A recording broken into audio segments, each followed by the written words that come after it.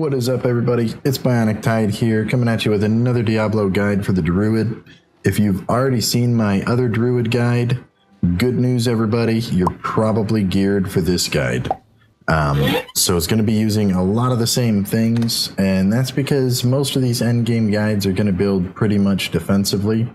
There are a few stats in particular that we're going to focus on that we don't emphasize a whole lot in the other build, but for the most part, if you already have that gear, then you already have this gear.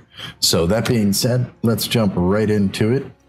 The first big difference between that guide and this guide, and I'll be completely honest with you, is that this guide is so strong, it's probably going to get nerfed.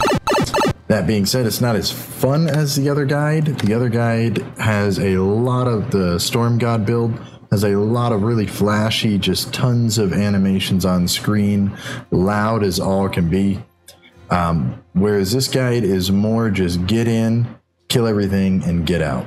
It is made for speed running, and particularly speed running tier 100 dungeons.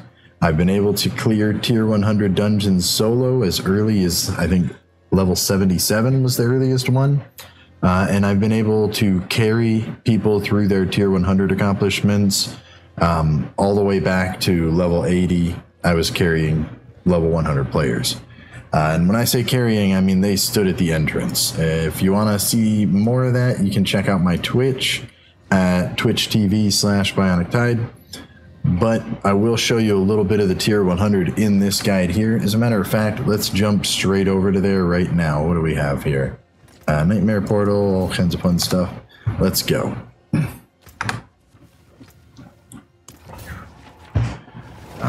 As always with tier 100 content, you want to be, you know, paying attention to your sigils, but the sigils are kind of hard to make, so with this build you can kind of take what you can get. You don't have to be too picky or particular about what affixes are on your sigils, because we can pretty much stomp our way through any content in the game. So getting right into it, we're in our dungeon here because I wanted to show you something in particular. This build does use the Earthen Bulwark, which is currently broken as hell. Basically, the problem with it is that it's scaling with the enemy health, and I'll show you how to take advantage of that. A lot of people see these crazy damage numbers that I put in these videos where I'm doing, you know, over 100 million per hit, and think that it has to do with the Barber Heart proccing off of other people's damage. And although you used to be able to do that, after this last patch, you can't do that anymore. And we never really were dependent on it ourselves. And I'll show you why we get those insane numbers here in a second. But first I want to talk about the barrier and why that's so important. So you'll notice in my build, I do have a lot of blue gems, but I also have a few white ones. And that's because what we really want is to make sure that our barrier goes over a certain threshold. I've seen people say, you know, magic number is 61% or this or that. And that's not really true. The magic number is whatever fills your barrier completely up. And I'll show you here on my defensive stats, my barrier is only 29% bonus. That's with my gems. I have a little bit of barrier on my helmet. It's really not that high. What you're looking for is that when you cast your Earthen Bulwark, your barrier number, if you look at that top number there, always stays the same. And the way you can test that, you'll see here that I actually have a different barrier helmet here. So one of them has 19% barrier and the other one has 16% barrier. And when I cast my Earthen Bulwark, I get 6,542 barrier. And when I switch my helmets, which, you know, should give me more barrier, because this one has more barrier generation on it, you'll notice that my barrier is exactly the same, 6,542. That's how you know that you've achieved the maximum amount of barrier that you need. And once you've gotten that, the next thing you want to focus on is lowering the cooldown of your Earthen Bulwark, because this is where all of our damage is going to come from. So you'll see on my hotbar here, I have pretty much all defensive skills. I'm using Cataclysm as my ultimate to pull people in with my Devious Heart here. And then these two are just defensive skills, and I'm using Howl to increase my attack speed, in which case I'm using Claw to get my cooldowns on Earth and Bulwark back as fast as possible. And I'll show you what that looks like here. So as you can see, my cooldowns are rapidly decreasing, depending on, lucky hits. But I'm pretty much able to spam my Earth and Bulwark. Now that you know how the build works, let's get into the gear that I would recommend. A lot of it's going to be the exact same as our previous build, but there are going to be some slight changes. And those slight changes are going to come in the form of barrier generation being very important. You can put it on your helmet, you can put it on either ring. If you really had to, you could even put it on your chest piece. I only have it on my helmet in this build, and then I'm using the diamond gems for extra barrier generation so that I don't have to take up another slot in my gear. Poison Creeper I have on there from another build. Don't worry about it. That's completely pointless. I actually use this helmet usually, which, total armor, maximum life, barrier generation. And this one is really important to this build, basic skill attack speed. And that's important because we're using our claws to reset our Earth and Bulwark cooldown. Now, we're also modifying our claws with the Great Staff of the Crone, which gives us a lot of claw ranks, which obviously, lowers or increases the speed of the claws, maybe, I don't know. But it also turns our claws into a storm skill, which is really nice because that will also work with our Nature's Fury. And the way that our Nature's Fury works, if you don't know, let me educate here. This key passive has a 30% chance to trigger a free storm skill of the same category if you use an earth skill, or vice versa. It has a 30% chance to trigger an earth skill of the same category if you use a storm skill. And now, because of that staff, our claw is now a storm skill, and because of that, we can use the symbiotic aspect. The symbiotic aspect decreases all of our non-ultimate cooldowns whenever that key passive triggers. And because that key passive is triggering all the time with our rapid claws here, and we're actually able to get our bulwark back almost instantaneously. Another way that we're adding to the speed of how quickly we get that skill back is going to be on our skill tree. For the claws, we're going to pick up Wild Claw, which has a 15% chance to attack twice, which, again, the more attacks, the quicker our cooldown goes, and the quicker we can spam our Earth and Bulwark. Now, the reason it's important that we spam the Earth and Bulwark is because all of our damage is going to come from when we cancel an Earth and Bulwark with an Earth and Bulwark. And what that looks like is that. You can see the Bulwark is spitting out rocks in every direction, and the more full our barrier is when we recast our Earth and Bulwark, the more damage that barrier is going to do to all the enemies around it, thanks to a skill in our skill tree on Earth and Bulwark called Innate Earth and Bulwark, which does damage to surrounding enemies. Now, if you read the Innate Earth and Bulwark, rock shrapnel flies outward, blah, blah, blah, blah, blah. When it's destroyed or expires, and it expires when we recast it, dealing X amount of damage to surrounding enemies. This damage is increased by barrier bonuses. And because our barrier is 100%, it's maxed out with our life, it's going to then scale off of the only thing it can, in this case being the enemy's health. Because it doesn't know what our barrier really is. As long as we're above the cap, it's like, where do I get this damage? At least that's my understanding of it. And I'll show you some really good testing results of why I think it works that way in a moment here. But now you know, like I said, the logistics of everything. Let's get into the gear itself. Attack speed Barrier generation, very important on the helmet. If you don't have enough cooldown with the Nature's Fury, what is it, the symbiotic aspect, as you can see here, I have 7 seconds instead of 8. If you don't have the full 8 seconds, which is very important, then add some cooldown reduction to one of your pieces of gear, maybe your helmet. And the reason that 8 seconds is so important, you'll see here, I'll take off the cooldown reduction of my helmet. You'll see that the Earthen Bulwark is a 16-second skill, which means with an 8-second cooldown reduction coming from our symbiotic aspect here, we can reset our Earthen Bulwark in exactly 2 claw swipes. And being that our claw has a chance to double hit, once in a great while we can actually reset our Earthen Bulwark in a single claw swipe. And that's going to be really important, because if you're even 1 second off, like I am here, then 2 claw swipes is only going to be a 14-second cooldown.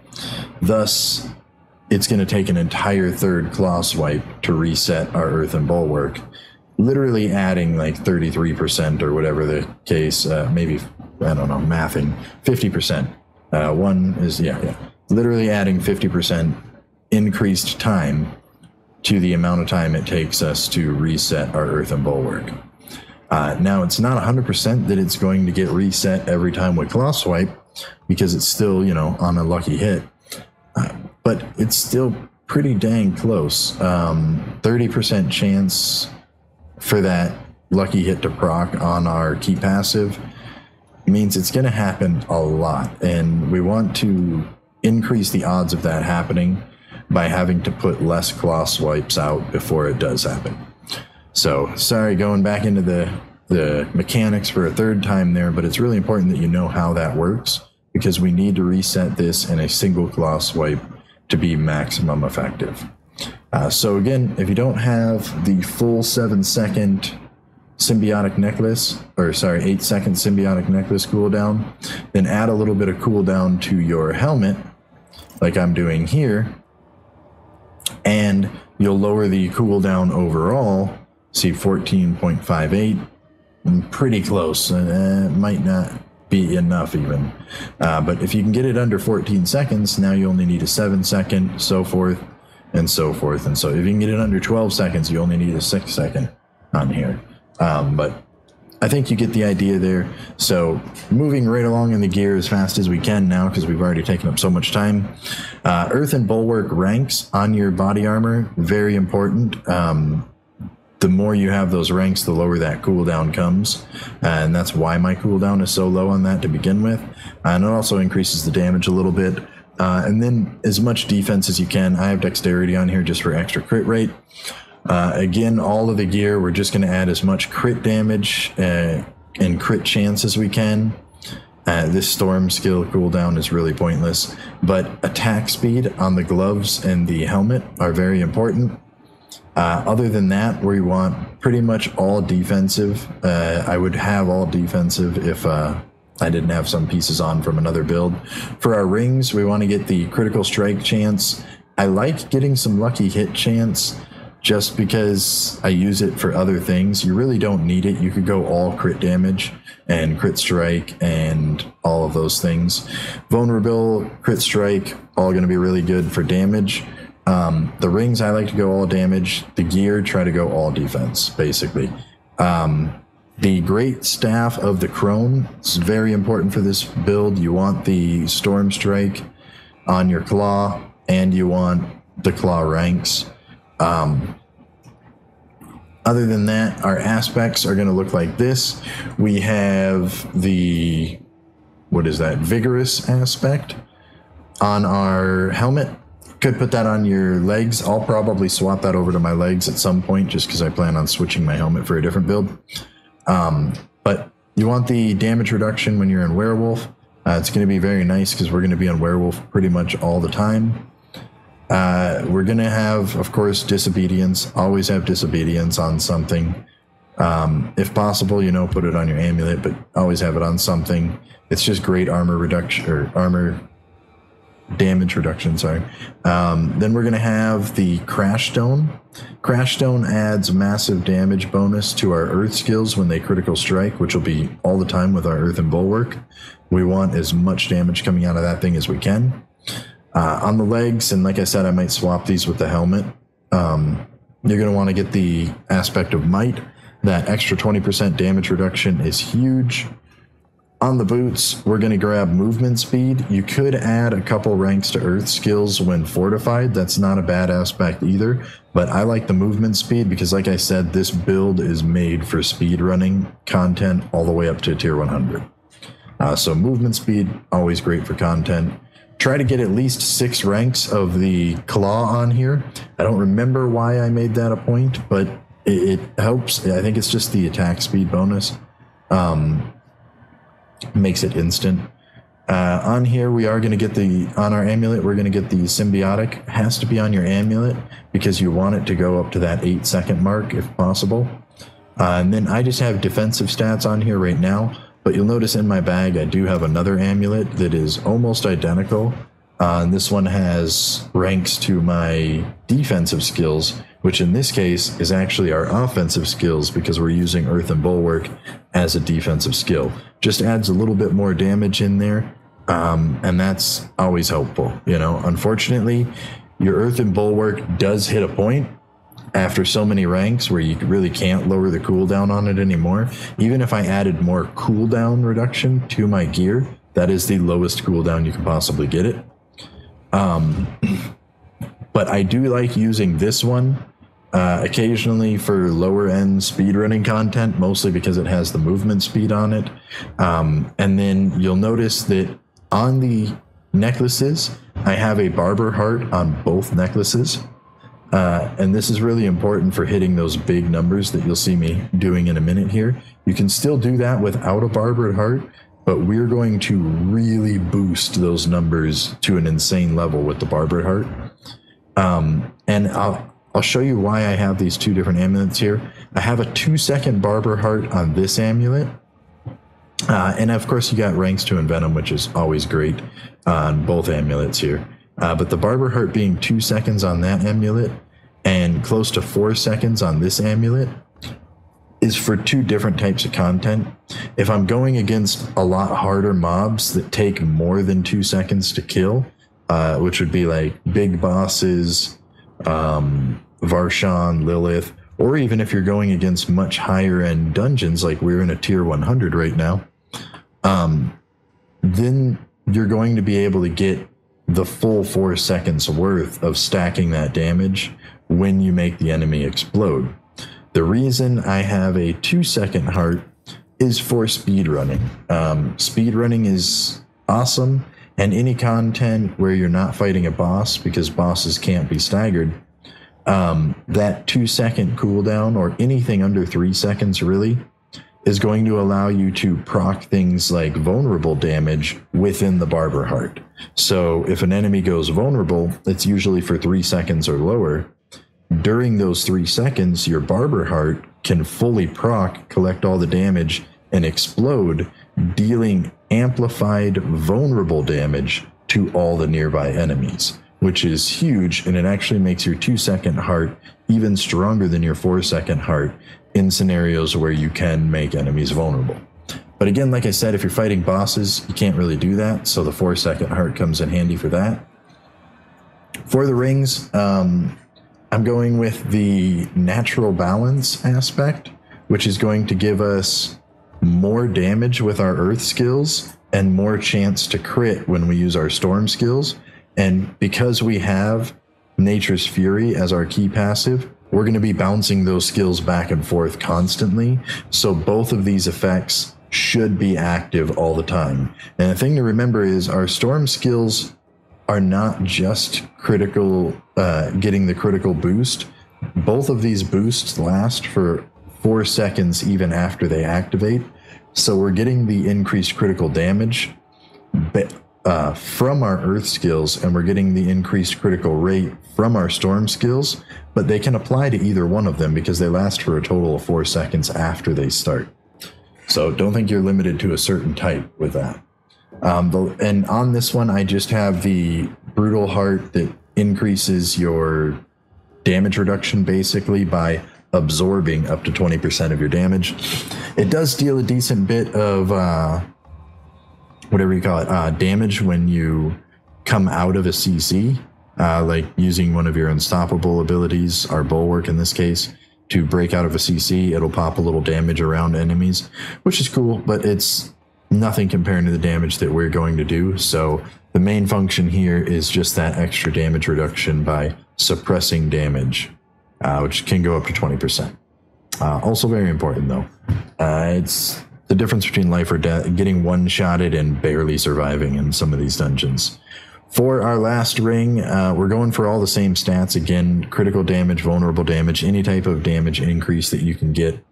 And then I like to go with lucky hit chance and critical hit chance for other builds as well. The lucky hit chance, again, is doing you no good here. I just use it for other things. But the heart that we're putting on here is going to be the one that pulls all the enemies in, which is very cool with this build. Very important when you're running higher end, like tier 100 content, because you want to group everything up for a single big boom. That big boom is going to wipe everything out before it has a chance to kill you, and it makes running these tier 100 dungeons really easy. You can do it without it, but it means you have to be really quick on your toes, getting from one enemy to another so that you don't get shot in the back while dealing with, you know, the first enemy. For our aspect on here, we're going to go with rapid. The rapid aspect increases our basic attack speed, which is going to be our claw speed. And again, we just want as much of that as we can. So we have that increasing it. We have the attack speed on the gloves, the attack speed on the helmet. All of these things are going to make our claws very fast. And the faster they are, the faster we get to pop those bulwarks. So that is it for the gear. I hope I didn't miss anything there. For the gems, we got increased crit damage on the staff. As much damage reduction while fortified as you can get without going below that maximum barrier. So again, you'll see I have some barrier generation, some blue gems. Maximum barrier, very important for this to work, and take advantage of that moment where we kind of confuse the game's damage scaling. I believe that is it for all of the gear. Let's go full screen here and take a look at the skills themselves. So the skill tree is going to start all the way up here. And like I said, you can do this below level 100.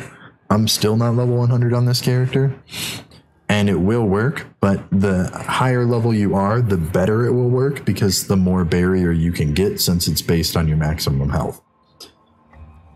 That being said, starting on the skill tree, very important. We do have Storm Strike all the way leveled up, even though we don't have it on our hotbar. And that's because we're going to be getting the Storm Strike procs every time we use the claw. And that's thanks to the Great Staff of the Crone. And because of that, we want to be able to make enemies vulnerable. This is kind of how we re-vulnerable the enemies with our claw strikes. Because we'll be doing them a lot. So we may as well take advantage of it and make enemies vulnerable with it. The claw strikes themselves, you'll see I have actually 10 ranks on there, but 9 of those 10 ranks are coming from my Great Staff of the Crone. I only have 1 point in here. And then we are going to get the claw speed increased, and the claw has a chance to attack twice with Wild Claw. Moving down the tree, we're not getting any core skill with this build. We don't need them. They're pointless for us. They would actually only slow us down. I've tested all of them. And we will take the critical strike chance against close enemies, because we're going to bring everything in before we crit strike it. For the next part of the tree, coming down to our defensive skills, we're going to get as many ranks in Earth and Bulwark as possible. Again, I have 5 ranks in this skill, and 4 of them, of this 9 out of 5, are coming from my equipment. Now, this is our main source of damage, so you want to pump everything into it you can. and it wouldn't work as our main source of damage if we didn't get the innate bulwark instead of the preserving. The innate is what enables us to pop this thing in enemies' faces and mow them down. Cyclone armor is a really good buy because, like I said, we don't want anything to slow us down, and cyclone armor is an instant cast ability, so it will not get in the way of our spam. And it also has the ability to, again, lower the damage of our enemies. We don't need any extra damage with this build whatsoever, so getting extra damage reduction for free is always a helpful way to go. Here we have Bloodhowl, and we're getting the preserving Bloodhowl to increase our attack speed, which we'll use with our claws to reset our bulwarks even faster. We're getting Ancestral Fortitude just so that we can get Vigilance. Vigilance gives us more damage reduction every time we pop our bulwark, which we will be doing a lot. And again, this build is not only for speedrunning, it kind of has to speedrun, which means you want to keep your bulwark and your vigilance up all the time in these dungeons, or you will get flat out mowed down. We do have some ranks in Poison Creeper, but that's just because of our equipment. You really shouldn't have any ranks if you're building smarter than I am. And then we come down, we actually don't need any of these whatsoever. And then we come down the tree into our Wrath skills, I think they're called. Yep. And we're going to grab Hurricane, just like Cyclone or whatever it's called. We're grabbing Hurricane simply for the damage reduction of Savage Hurricane and the fact that it's an instant cast. If you were to get something like Boulder in your build, it's great to CC bosses, but you'll notice that your build immensely slows down by having these abilities in there, whereas Hurricane and Cyclone are instant casts, so they do not get in the way of your claw spam and your bulwark spam. That being said, we're going to grab all of the earth increase damage we can and fortify, because we're going to try to be fortified 100% of the time. So we're going to grab Crushing Earth 3 out of 3. Earth skills deal increased damage to CC'd enemies, which is going to be all the enemies we fight. Safeguard, critical strikes with Earth skills fortify us, which is going to be all of our strikes with Earth skills for the most part. And you'll see that we are fortified all the time. And then Stone Guard means when we are fortified, which we always are, above half, 50% of our maximum life, our Earth skills deal even more damage. We're going to come down to the bottom and get Neurotoxin. It isn't just so that we can get to these. Neurotoxin itself is also really important. It slows down enemies who are poisoned, and we're going to be poisoning all of our enemies, which in these tier 100s gives us a moment to kill everything before it kills us first. Toxic Claws is going to be what poisons all of our enemies. Our critical strikes with werewolf skills will deal 8% of their base damage as poisoning damage. And remember, our werewolf skills now include our storm skills and our storm strike in particular, because we are using the great staff of the crone. Envenom means you and all your companions gain 60% bonus critical strike damage against poison enemies. This is huge damage, and we are going to be poisoning everyone with Toxic Claws, so this is just massive damage every time we use our Bulwark. Then we're going to come down to the... I also have Trample on here, but again, that's just from my gear. You won't have that if you're gearing better than I am.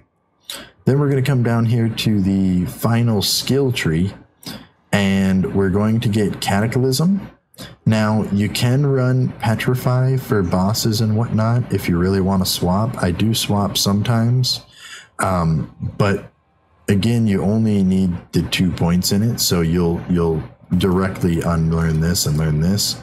You won't have to worry about swapping anything around to get that 3rd point. But you really don't need to use that, and the reason we run Cataclysm more often than Petrify is because, remember, we have our Nature's Fury down here, which also works on our ultimate abilities. So our Cataclysm will trigger random petrifies And our Petrify will trigger random cataclysms. Because of that, Nature's Fury will actually be using both ultimates at the same time a lot of the time. And with the Cataclysm, we can increase the duration of it and have an even longer storm, which gives us more chances to trigger Petrify, versus Petrify has a much shorter duration and less chances to trigger Cataclysm. That being said, our ultimate abilities also trigger our Pink Heart, which groups up and pulls all the enemies in for our big AoE attack. So having the longer ultimate ability means we get more opportunities to kill off entire packs of grouped up enemies. We're going to grab these extra passives over here just to do more damage. Nature skills deal more damage to elites. Natural disaster gives our storm skills, I think, more damage. I don't even remember. Yeah, earth skills deal more damage to vulnerable enemies, which is all of the enemies that we fight. Storm skills deal increased damage to enemies that are stunned, immobilized, or knocked back, which is most of the enemies that we fight. And that includes from our heart as well. And then this is what we really want. Nature skills, nature magic skills deal 6% increased damage. This bonus triples if an earth skill is the next cast after a storm skill. And remember, we're constantly spamming our claws, so there's a good chance we'll always have this ability up. Finally, when shapeshifting, we gain an extra 5% damage. And then upon shapeshifting into a werewolf or bear, you gain damage reduction against elites. All the damage reduction we can possibly get whenever we can get it, because we don't need damage. All of our damage is coming from our Bulwark. Nature's Fury is the biggest part of this build. It kind of ties in everything else that we talked to together. And that is pretty much it. So going into the Paragon, I'm going to give you the quick highlight here in this video, but I will have the full build, including all the Paragon points, even some alternate things that you can do to make it really fun, in the Discord. So definitely join the Discord and make sure that you go through all the rigmarole of signing up, which I think is literally just clicking one react button. And that'll give you access to the Diablo guides room, where you'll see all of our guides in text format right on there. But really quickly, just to go through the majority of them, I'm using territorial in this first slot, and we're just going around and getting all of the bonuses for it. We do come back down, which is a little different just because we want that extra armor. Then we're going up to the next board, which is going to be our Heightened Malice board. We're going to grab Heightened Malice right away, and we're going to kind of work our way up towards our Earth and Sky glyph. You could put Claw and, what is it called? Fang and Claw there if you really wanted, but I have Earth and Sky there. Going around the outside edge to make sure that we get all of those magic nodes for the Earth and Sky. And this is where it gets really important on the order that you do these things. What you want to do is make sure that you go up to this board here and get your glyphs in here. And this board is the Inner Beast board, and throw your glyph in there, and then come back down and do this board here, which is going to be your Thunderstruck board, and throw Exploit in there. And the reason for that is you don't want your bonuses for Hubris and Deluge to be so extremely hard to get to that you're not going to ever unlock them. And by coming here first, it lowers the requirements on those. So make sure you come down there and get that before you go this way over here. But again, we're going to get Inner Beast up here, and we're going to get Shapeshifter on that and try to get all these extra bonuses, because our biggest thing right now, like I said, is stacking attack speed and armor. We are going to try to get like crit strike damage and things like that whenever we can. But armor and defense is going to be huge for us. We don't really need the damage as much. When we come over here, this is the Earth and Devastation board. We're going to throw in our Undaunted glyph, and then we're going to come straight down the board again. Stop and get all of these extra crit strike nodes, just because that will increase our bulwark damage. Then we're going to come straight down to our final board, which we will end with just enough points to max out this socket here with the werewolf socket probably is what I'll put there. There are some other ones you could go with, tracker, protector, but werewolf is going to be perfect because you're going to get just enough points to have all of the willpower that you need, and it just works really good, you know. More damage reduction is more damage reduction. We love it, and we're always in werewolf form, almost always. So there it is. There's the build. Now we will show you a little bit of how it works in action here. Again, this is a tier 100 dungeon, and if you are struggling and you want a tier 100 carry, hit me up, let me know. My gamer tag right here, you can always add me. But let's get into it and let's kill some stuff and show you how it all kind of comes together here. As you can see, we instantly melt everything that comes out, hitting for 50 to 100 million damage. And the goal is to try to keep that bulwark up as much as we can, because you don't want to get mowed down. And that's what makes this not only good for speedrunning, but almost mandatory to speedrun, because you want to keep these enemies from breaking through that bulwark. And the best way to do that is to keep it up as fast as you can, which means more claw spam, more storms to dislocate these enemies and bring them in, not giving them a chance to breathe and attack you back. Even against something like suppression, doesn't matter to us. We're gonna hit them for 80 something million there and knock them out. There it is, guys. I hope you like it. I will show some more content probably from the end of this dungeon, maybe some boss fights and things like that.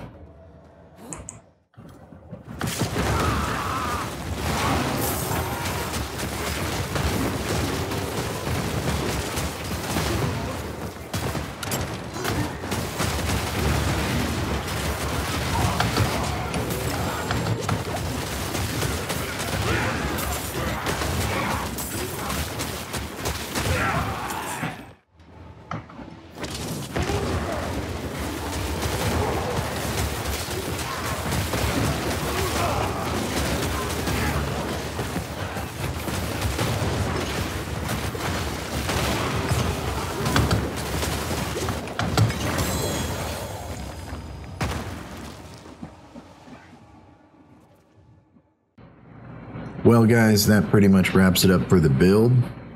I did want to leave you guys with some extra tips just to make things really smooth when you're trying to speedrun these dungeons. This is a speedrunning class and a speedrunning build at that, so don't hold back. Just go ham. The quicker you get in and the more mobs you gather up, the better usage you'll have of all those cooldowns, and the better you'll be able to keep your defenses up. So don't hesitate to jump from pack to pack as quick as you can. Just stay moving. Another reason you want to stay moving is our biggest enemies in this build are going to be death effects like poison pools. You don't want to stand in poison. It'll rip your shields up. Corpse bows can one-shot you if they get a good shot in between your bulwarks. Which is another good reason to just stay moving, because the more you're attacking and moving, the more you'll be popping those bulwarks up, so that even if an enemy takes them down, you'll be able to pop them right back up because you'll be refreshing your cooldowns.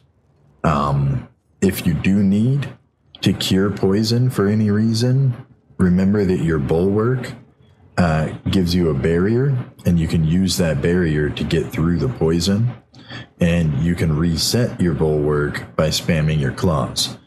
You don't even need a target to do this. You can just stand out in the open and spam your claws, and then pop your Bulwark, and you can do that over and over as long as you need to in order to cure all the poison that's on you.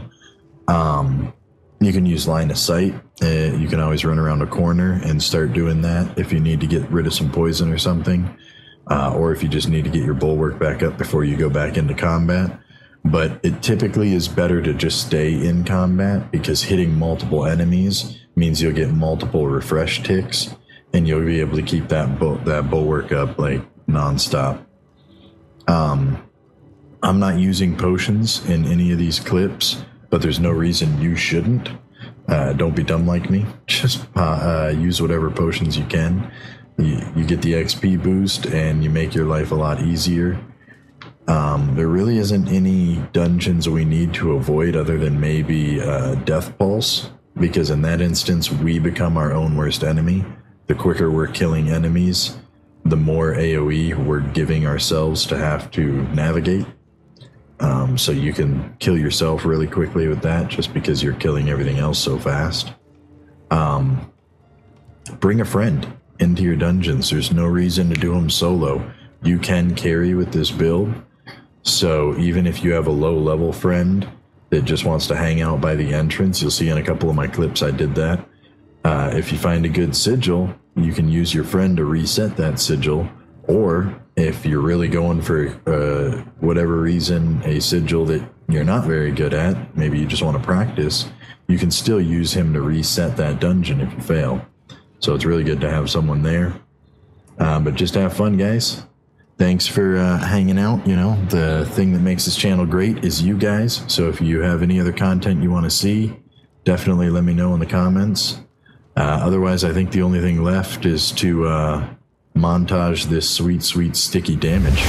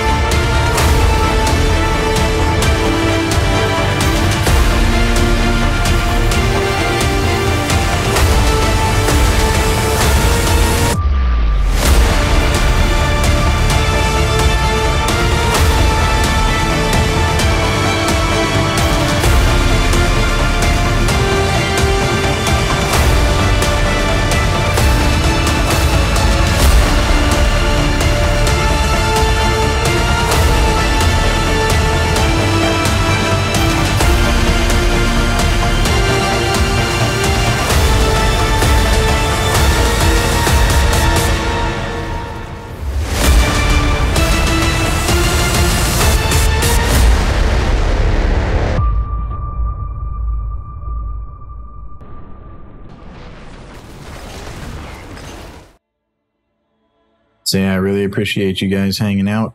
Be sure to smash that like and subscribe button. Comment too if you want to. Until next time, take it easy.